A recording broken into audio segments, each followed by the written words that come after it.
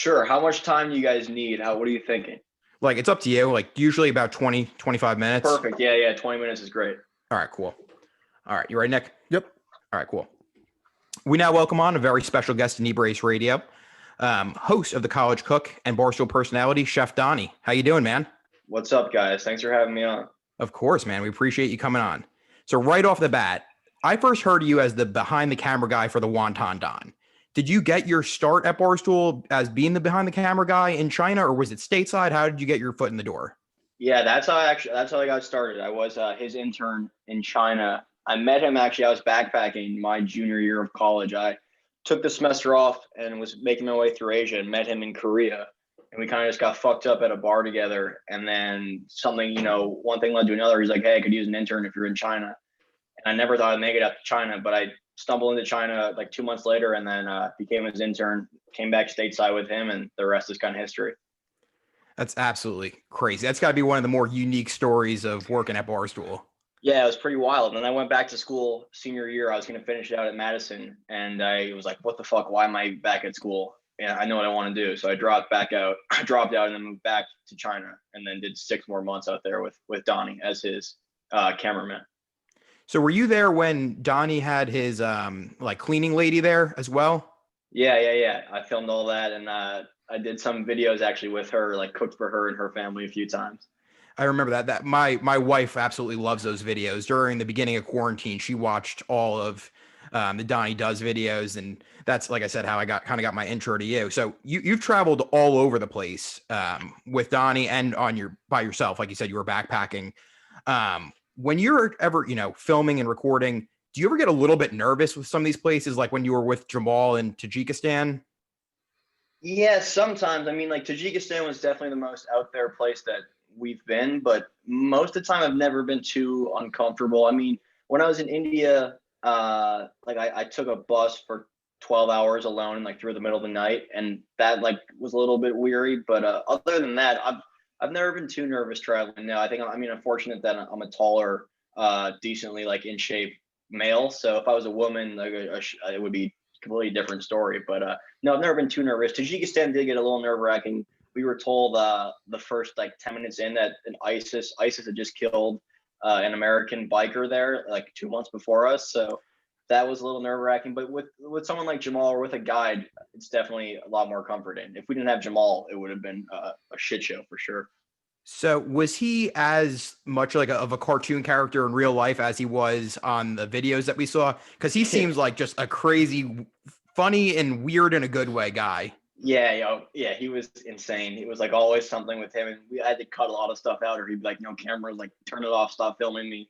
But yeah, he was always on. It was like he made that trip perfect. I think if we had a different guide who wasn't as lively or as good on camera, it would not have been the same video series. But he was a blast, and I still talk to him to this day. He sends me random videos, like he'll just fucking Facebook message me some Tajik cartoon meme that I don't understand. But he's a funny dude. So this might be a little bit of a redundant question, but we've talked about you're a young guy, like you're like me and Kyle are young guys. You're younger than us. Have you stopped and looked at the stuff you've done at such a young age and just gone like, that's fucking wild, like that is insane? Like not really. Like I do. I try not to. I mean, people bring it up like, dude, you've done so much. Like I do in a way feel like I've lived like so many lifetimes. I'm always at this point where I think I could, if I die tomorrow, like I'd be happy. I've seen a lot of the world. I've done everything I wanted to. It's like so far I still want to do much more. But yeah, no, I try to live every day kind of like that, where I don't know how long I'm going to be here, so it doesn't really matter. And try to do as much in the time I have. But I haven't really taken that time to look back and be like, wow, look how much I've done, because I still think there's so much more to do. So there's no point in stopping to really look back. I think that's a great attitude to have. Yeah, a lot of the stuff that you does, because I'm not a risk taker. Absolutely. Like just looking at your Instagram, like, holy shit, like I'm getting anxious just from looking at this. Like, cause didn't you go bungee jumping in Africa? Wasn't that one of the things you did? Yeah. We went, when we were down there in Zimbabwe, I did the bungee jump, and I found out like after the fact that there was a girl last summer that went and her bungee snapped. So they didn't have the best track record at that. You're like the king of finding out bad news 10 minutes after you're done. Right after the fact. I guess it's better to know after than before, right? Yeah, and also I mean, once it snaps once, they're gonna make sure it doesn't happen again. So it's probably safer the time I went. But yeah, pretty funny to find out after the fact. Yeah. What's So like? Oh, go ahead, to Nick. Sorry. sorry to sort of shift gears a little bit here. I recently saw you were a contestant on Chopped. And I know that must have been an insane experience, but I've also heard that it's kind of like an all day marathon and really kind of grinds you down. So what was your experience? Yeah, I mean it was crazy to be on the show. I was very excited just to get on. Like going into it, I was pretty much, you know what, I'm happy to be here. If I make it past round one, that's a win. Excuse me, that's a win for me. But it is a whole day event. I got there at 5:30 in the morning. You show up, and I didn't leave the studio until 7:30 at night. So over 12 hours. But I made it through all the rounds. So obviously, if you're done sooner, you're out. But yeah, each it's a whole process. You have to go through the cooking is actually like in the time limit you have, but then you go back in the green room. They have to clean the entire set, redo everything, reset everything, which takes time, and then the judging process takes time. And it's all. I mean, TV makes it look a lot different than reality is, but it was a cool experience. I mean, cooking for Martha Stewart and Scott Conan and Amanda Freitag was like pretty fucking cool. And then to have them compliment me or at the end say like you've done this as well as other professional chefs have. So it was very cool. It was very validating too, like as a cook to have gone through that and been all right. So it adds a little bit more validation to what I do. So it was awesome. What's the process for getting on the show? Do they approach you? Do you have to reach out to them? They found me. So that was like the college episode. So I think I was just in the right place, right time. And with my college cook brand, if they did any kind of social media search for college cooking, I probably would have popped up. And then a headhunter reached out to me. I thought it was fake at first. And then my brother actually saw the message. Like we had a shared, whatever my Facebook account he has access to, the college cook stuff. And he's like, dude, you got to reply to this. I was like, no, it's just spam. But I followed through, and then I did some interviews over Skype because I was in Nepal. I was in India or Nepal at the time when they were casting, so I couldn't do the in-person stuff. But I sent in interviews and a little video script of what I do, and that's from there they picked me, and we just went on and shot that in New York City. So That's crazy. yeah, it is wild because my wife and I we're voracious Chopped watchers. We watch Chopped all the time. Um, so how did you actually get your start cooking at the level that you cook? Because, for our audience that doesn't know, Donnie is, like we said, the college cook because Donnie does full on like you would see on Chopped because he was a contestant on Chopped. Yeah, I started cooking when I was very, very young. My uncle owned a restaurant in New York City, and I went to visit when I was probably 6, 7, and I went back in the kitchen, and that's when I first got hooked. And then from there, I was just cooking as a kid, self-taught. Would always watch the Food Network food channels growing up. And then as soon as I was old enough to have a real job, I got it in the kitchen as a prep cook when I was 15, and then like washed dishes, prepped food. And then throughout high school, I worked in restaurants as a cook, and then did some stuff in New York City at more restaurants as I got older. And then when I traveled to that whole backpacking trip, I was like working any kitchen I could, because I didn't have much money, so I would offer to work in a hostel for like I'd cook for them, and then they let me stay for free for that weekend, or go to a farm and like cook and work the farm for free room and board. So I kind of just kept cooking, but mostly like restaurant kitchens is how I learned. I don't have any formal culinary school training. That's crazy. I figured if they, people are reaching out and Chop, they would check like, X, Y, and Z credentials and do all this stuff. But just being self-taught, that's amazing. Cause I literally like don't make anything. Like I'd be happy with the peanut butter and jelly every single night. Like one of the first Right. episodes we ever talked about, I didn't have a Snickers until I was 26 years old. So I'm not very Damn. adventurous, but, what would you like recommend? What's a good easy dish, I guess, to start out with for somebody like me? Nick's actually a pretty decent cook. I recommend starting, like if you're just learning how to cook, to start with breakfast, just because it's so cheap. So if you fuck up eggs or pancakes or whatever, it's 30 cents you throw away versus a $30 steak. So it's the same techniques that carry over. So the process of like searing, or like, so like a pancake, for example, like waiting to flip after it becomes unstuck is the same method that you use when you're searing an expensive piece of meat. You have to wait for it to become unstuck, and then that's when you flip it. So it's like the same process. So you learn the basic principles in breakfast, and then you can translate that over. But then chicken is like a great thing to move on to, because it's only you excuse me, chicken you either cook like it's either cooked or it's raw. There's no medium rare. There's no there's no different That's my favorite temperatures. joke. So like At any yeah, restaurant. asking Chicken, for yeah, it's medium true rare. though. Yeah, chicken, and then just learning the basic method, like just cooking it in a pan at first, searing it, and then building off of that skill to make pastas. And there's so many things you can do once you learn those basic principles. Yeah, so throughout your backpacking, I know you said you were pretty much exchanging labor for room and board. Along your travels, were the like I know you were probably learning, the cuisine of the area you were in. Was there any area that you had like stuck out the most with their cuisine that you liked the most, or you like kind of apply those flavors? Um, let's see. I mean, I think Asian flavors in general as a whole, like, are pretty influential in my cooking now. I think a lot of stuff I do is Asian fusion or Asian influenced, and I probably eat fried rice or a noodle dish twice, 3 times a week. But I think, I don't know, Indian food. I love spice. I love spicy food, so I took a lot of that from my time in India, and then just like the umami flavor of Chinese food and Japanese food, I like the elegance of it is something I try to emulate now when I cook. But I think Asian food as a whole, the entire cuisine is pretty prevalent now in my cooking.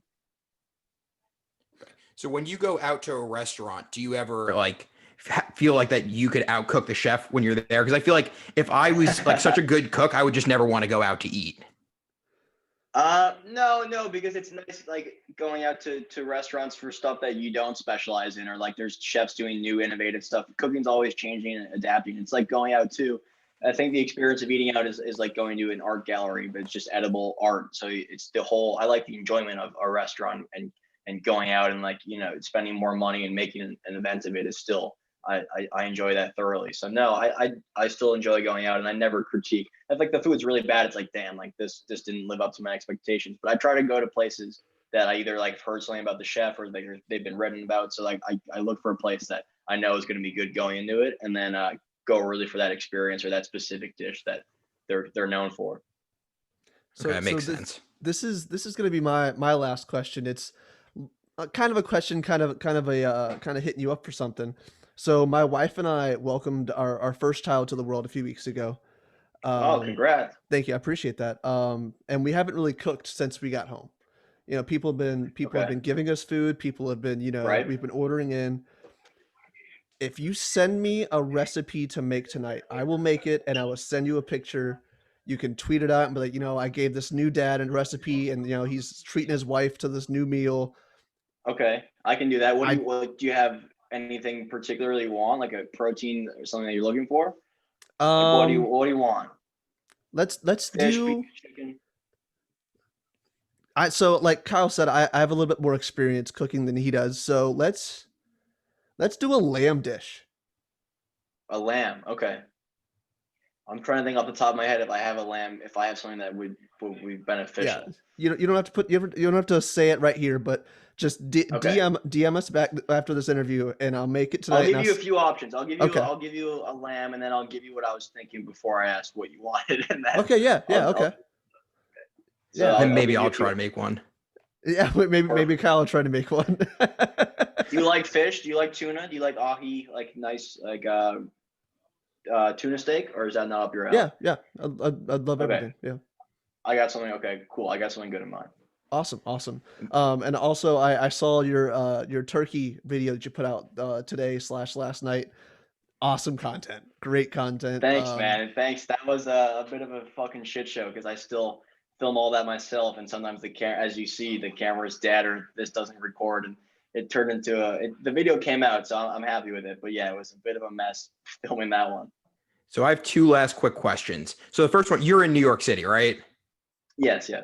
So does it, like, the size of the kitchen really affect you? Because I'm in a townhome, there's like no room here to really cook. Like, I feel like anytime I actually try to make something, I'm just like knocking over pans left and right because there's no place to put them. Does that ever like affect you or bother you while you're cooking? Yeah, I mean, I wish I have a bigger or had a bigger kitchen. It's pretty tight, but I make it work. I think as long as you have a full size range and with like 4 burners and a full oven, then I'm happy. I can make Then you're good to go. everything else work. But yeah, if you have like those smaller ovens or stovetops and like not as much of a range and space, then that's when it gets tricky. But as long as I have that, I'm good. The rest is just a bonus. But yeah, it's pretty tight. I eventually want to move to a studio kitchen or a spot with a little bit more room, but it works for now. Okay. And then my last question, what was your favorite place to travel, whether it be backpacking, because you've been all over the world, and your least favorite place? Ooh, favorite and least favorite. Favorite's got to be a tie between Nepal. Like when I was in the Himalayas, I backpacked. I met these kids my age, and they took me up. They were like, we were going to my home village that they hadn't been to since they were kids, and we hitchhiked. We hitchhiked the whole way, which was fucking all. It was like so cool for me. And then rode on top of a barley truck to get up there for like 7-8 hours on this bumpy road. So like the experience of that and staying in this tiny village. I was the first white person ever there. Like it was insane for them, insane for me. So that whole experience was like, I don't know how to top that. And then I think Japan though is a close second or a tie, because Japan is a beautiful country, beautiful culture. The food's amazing. Everything's so clean and elegant, futuristic. So it's definitely like they're polar opposites, but it's a tie. Then least favorite. That's tough because I don't really have a place that I was like, oh, this sucks. Like I'll never go back. You seem like a guy that kind of embraces the suck. Yeah, it's hard to find. Like people ask me like least favorite food or least favorite place. Like I don't really have like I try not to even think about that or put too much emphasis on things I don't like. I tend to just forget them and move on. So yeah, I don't think I have a good answer for least favorite. Favorite was Nepal. Least favorite was Tallahassee or someplace just someplace random in the U.S. Yes. Okay. There you go. Yeah. Some random place. And actually, that's true. I did a lot of road trips growing up as a kid, driving across the country. So anywhere in the middle of between Minnesota and like out west, probably there's not much to see. Perfect, all right, man. Well, I got nothing left. I think Kyle's all tapped out. We can't really thank you enough for coming on, man. This is awesome. No problem. Yeah, like I said, sorry it took so long. When is this coming out? Tomorrow. So we're tomorrow. Yeah. Tomorrow. Okay. Yeah. Because I was gonna say I have a cookbook. Like my cookbook comes out, but I'm not dropping that until next Friday. So I guess it doesn't make sense to mention yet in the show. No, plug it. Yeah. Plug everything right now. Plug your socials. I'm not going to announce like the actual book drop until next Wednesday. Okay. So this is out tomorrow, but I'll plug my social. Yeah, if you guys want to follow me, it's at Chef Donny, chef.donny with 2 Y's on Instagram, and I think just Chef Donny normally on Twitter. But if you search Donny Enriquez or Chef Donny, I think I'll pop up. Perfect, man. Well, thank you again so much for coming on. This was a blast. Yeah, man, no problem. This was great. I'm glad we made it happen. Absolutely, man. Take it easy. Yeah, I'll send you that. I'll DM you that. If I just DM that account with the recipe, you'll see that. Yep. That'll work. Yeah. Okay, cool. All right. Awesome, see you guys. Look forward to it. Appreciate it, man. All right. Have a good one.